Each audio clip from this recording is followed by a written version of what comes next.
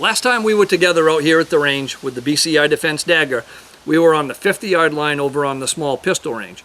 We were discussing the difference in point of aim versus point of impact shift and comparing supersonic ammo to the discrete ballistic subsonic ammo that we're using.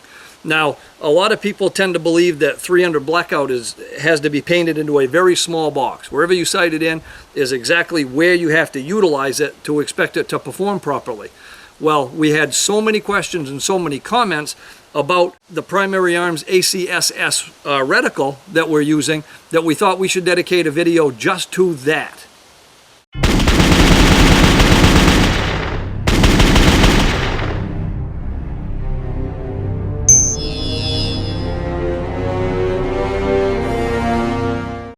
While 300 Blackout has a terrific ballistic coefficient, it still has to follow the laws of gravity. The heavier something is and the slower it's going, the faster it's going to drop. And when we're talking about ballistics, you know what that equates to. It equates to having to have a very high point of hold at long distances, and it just gets higher as you get further out. And at some point, it doesn't seem to make sense anymore. Well, with the supersonic ammunition, when you're in the 110, 120, up to 150 grain stuff, it's cooking. You're pushing 2,500 feet per second, and it performs like any other normal high-pressure centerfire rifle round. In the subsonic stuff, the ballistic coefficient is good enough so it remains accurate as far as you can pursue the target. And with a scope like the Precision Arms ACSS, you can pursue that target a long ways, even with multiple distances, again, without having to make any changes inside of the scope. It's all about the reticle. Now, the reticle is where all of the magic happens in the ACSS. That is filled with so much data, with so much information. Once you learn to use it, it's almost unbelievable. To look at it, it looks very simple. And it was kept that way to be uncluttered because there is a lot of information in it. Once we look into what all of these things that do exist mean, there is a ton of information there. This reticle that seems so simple at first glance includes a rangefinder, it includes a bullet drop compensator, it contains holdovers for wind, and even for moving targets. And all of them can be accessed and utilized without touching the sight, from your eye to your brain to your trigger finger.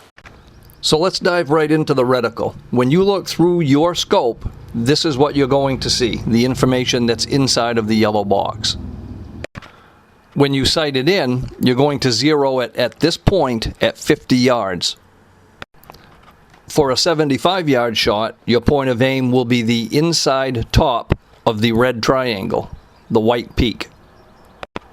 For a 100-yard shot, your point of aim will be right here at the top of the black bar.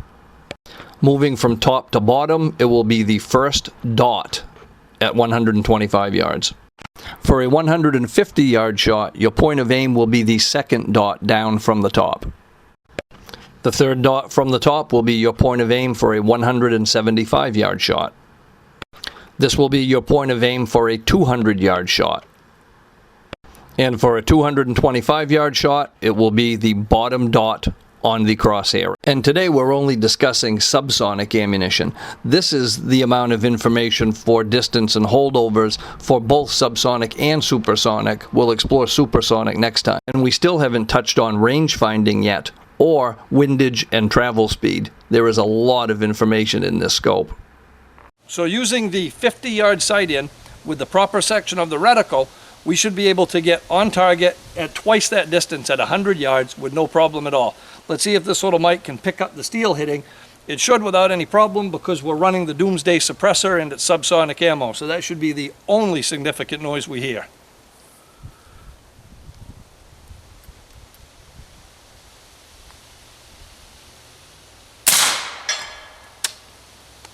Yeah, it's pretty clear.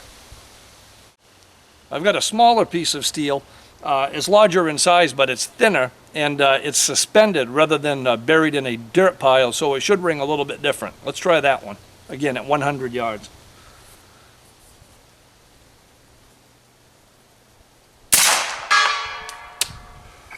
Yeah, I like that one better.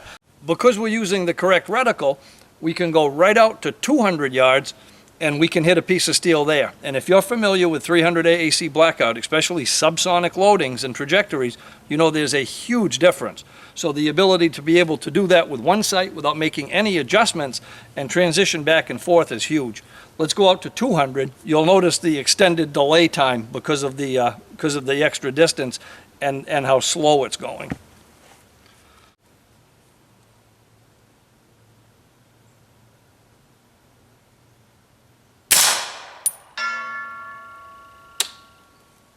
How cool is that?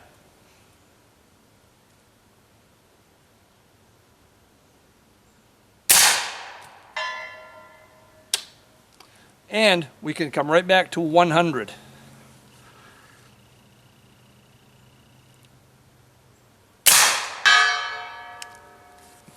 Without making any adjustments. So how cool is that? You've got a package that a lot of people believe is reserved for a very small area, and because we're using the right equipment, it just opened it up wide. And we haven't even started into supersonic yet. That's what we're going to work on next time.